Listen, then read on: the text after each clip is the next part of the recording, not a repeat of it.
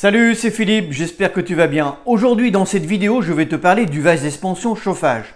On va s'intéresser à deux modèles qui sont différents par rapport à leur conception, c'est-à-dire le vase d'expansion à membrane et le vase d'expansion à vessie. Alors tu vas me dire, membrane ou vessie, vu de l'extérieur, on ne voit pas grand-chose. Et sur ce point-là, tu as raison.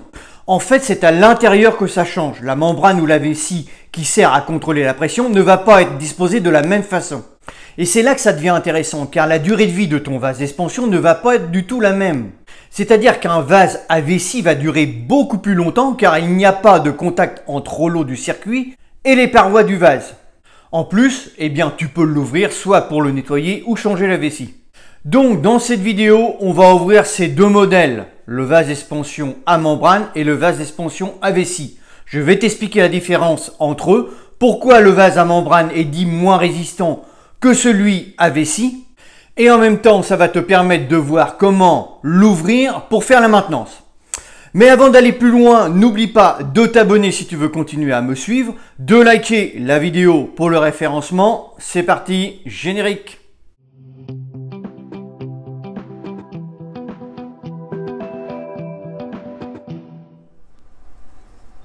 Donc voilà nos deux modèles de vase d'expansion chauffage.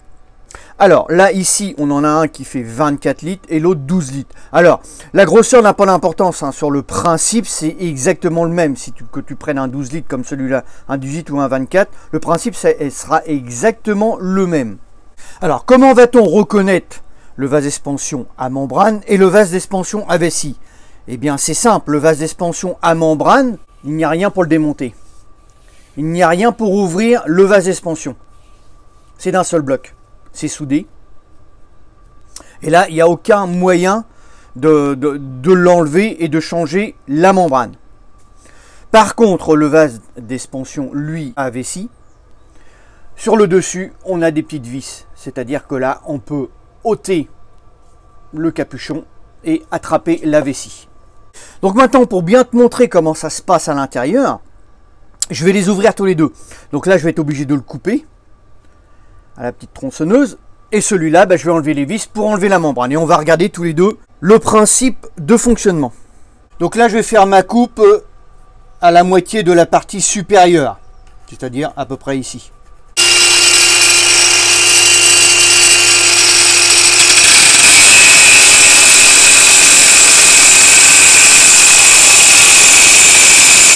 Voilà, notre vase est ouvert, ça c'est le dessus, donc la coupe a été assez facile. Donc là j'ai coupé la membrane avec pour bien te montrer l'intérieur.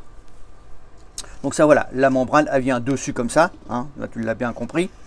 Et ça c'est l'intérieur. Alors cette partie là normalement elle est vide, c'est-à-dire que c'est soit de l'azote ou de l'air qui est à l'intérieur. Toute cette partie là avec le dessus de la membrane. Alors là déjà dans un premier temps qu'est-ce qu'on peut constater? Eh bien qu'il y a de l'humidité. C'est un vieux vase. Donc là tu vois il y a de l'humidité alors que il y a même de l'eau alors que ça ne devrait pas. Puisque cette partie là normalement est étanche et reçoit juste de l'air. Donc toute cette partie là est gonflée avec la petite valve. On la retrouve ici et on l'a à l'extérieur. Alors comment ça fonctionne? Eh bien l'eau arrive sur le dessus du vase, se met dans la coupole ici, sur la partie supérieure, qui se trouve ici. Et en fait, c'est ta membrane, elle, qui fait tampon. Quand la pression monte, quand ton chauffage, l'eau du chauffage, l'eau de l'installation chauffe. Donc c'est elle qui gère la pression. Donc jusqu'à là, tout fonctionne bien.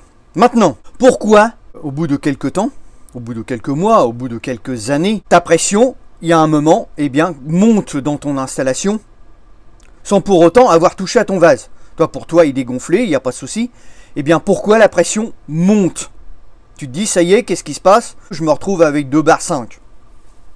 Eh bien, tout simplement, c'est parce que soit tu as un problème de membrane, c'est-à-dire qu'au fil des mois, au fil des années, ta membrane, il suffit qu'elle soit de mauvaise qualité ou tout simplement d'une qualité moyenne, eh bien, elle va devenir poreuse. Ou, sur ce type de vase d'expansion, c'est-à-dire ce type de vase d'expansion à membrane, on va avoir une petite fuite au niveau du sertissage qui se trouve ici. Donc ça, c'est le sertissage entre ta membrane et le bas de ton vase d'expansion. Donc ensuite, qu'est-ce qui se passe quand tu as ce genre de problème avec ton vase? Eh bien, tu te retrouves avec de l'eau à l'intérieur, forcément, puisque soit l'eau passe ici ou par la membrane. Moi, je verrais plutôt ça au niveau du sertissage. Puis, ton vase d'expansion, forcément, il fait plus son effet. C'est-à-dire qu'au fur et à mesure, eh bien, ta pression, la pression qu'il y a à l'intérieur de cette partie-là, eh bien, va être faussée. Tu vas te retrouver avec de l'eau. C'est pour ça que quand on a un problème de membrane sur un vase d'expansion, on regarde toujours par la valve si on a de l'eau en dessous, si on a de l'eau qui arrive. Si on voit qu'il y a des gouttes qui arrivent, c'est que, eh bien, il y a de l'eau qui se mélange avec ton azote ou ton oxygène. Donc voilà, on vient de voir l'ouverture du vase d'expansion à membrane. Maintenant, on va se focaliser sur le vase d'expansion à vessie. Et là, on va venir dévisser la partie supérieure pour pouvoir enlever la vessie. Et là, c'est tout à fait simple, puisque là, on a juste des écrous à dévisser. Donc une fois que les écrous sont dévissés, eh bien, hop, on enlève la partie supérieure. Et là, on voit la vessie qui se trouve à l'intérieur. Donc, on va l'enlever pour voir à quoi ça ressemble. Donc voilà la vessie. Ça n'a rien à voir avec la membrane qu'on a vu tout à l'heure sur l'autre vase. Alors, quel va être l'avantage d'avoir ce type de vase d'expansion? Eh bien, tout d'abord parce que, comme tu l'as remarqué, on peut l'enlever.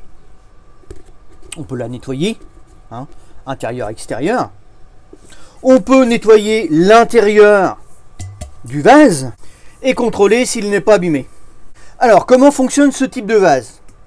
Eh bien là, l'eau va venir à l'intérieur de la vessie. Ok? Par la contrepartie.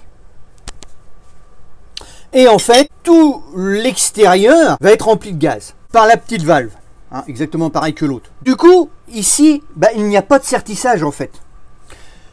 La membrane ne touche pas sur le vase d'expansion, il n'y a pas de risque d'oxydation, puisqu'elle est enveloppée de gaz ou d'oxygène, ce qui permet d'avoir une plus grande longévité, puisque là, il n'y a pas de frottement, il n'y a rien en fait.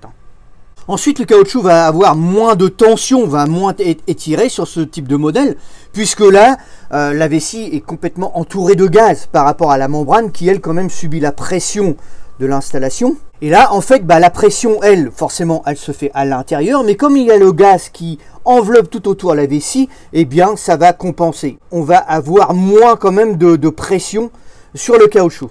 Donc, une fois que tu as fait ton nettoyage de la vessie et puis l'intérieur de ton vase d'expansion, eh bien, pour remettre la membrane, tu vas l'enrouler sur elle-même pour pouvoir la glisser à l'intérieur de ton vase.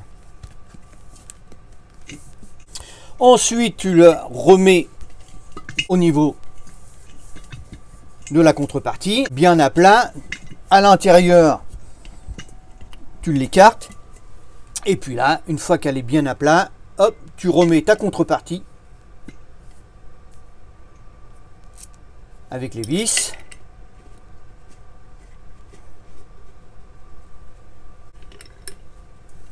Et là, tu vas venir serrer modérément. Donc pour ce qui est du serrage, eh bien, tu vas venir faire un serrage en quinconce, c'est-à-dire 1, 2, 3 et 4. Et là, jusqu'à temps que tu vas arriver en butée. Donc là, tu vas le sentir. Ça sert à rien non plus de serrer trop fort. Là, tu serres modérément et en quinconce. 1, 2, 3, 4. Une fois que tu as fini ton serrage, eh bien, tu regonfles ton ballon par la valve et tu y remets le petit capuchon. Voilà, maintenant que tu connais ces deux modèles, quand tu voudras changer ton vase d'expansion, n'hésite pas à prendre un vase d'expansion à vessie. Cette vidéo touche à sa fin, j'espère qu'elle va pouvoir t'aider. Tu peux encore t'abonner, il n'est pas encore trop tard. Tu as des petites formations gratuites pour toi dans la description, tu peux cliquer dessus. Moi je te retrouve sur une prochaine, je te dis ciao ciao, salut, porte-toi bien.